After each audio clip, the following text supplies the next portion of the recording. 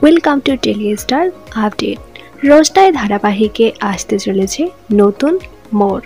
সম্ভবত আগামী পর্বগুলোতে দেখানো হতে পারে গরিমার সন্তানকে মানুষ করছে রোশনাই, ঠিক যেমনটা রোশনাইকে মানুষ করেছিলেন তার মাসি।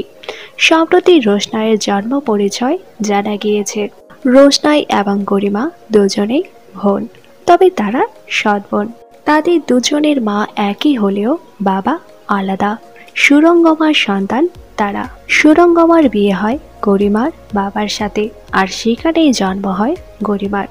কিন্তু বিয়ের পরেও রঞ্জন প্রসাদের সাথে পরকীয়ায় জড়ায় সুরঙ্গমা।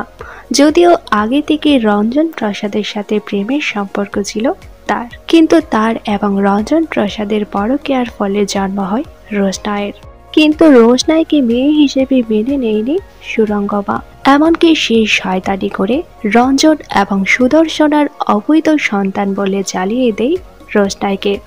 আর তখন থেকেই মাসি সুদর্শনার কাছে বড় হয় রোশনাই।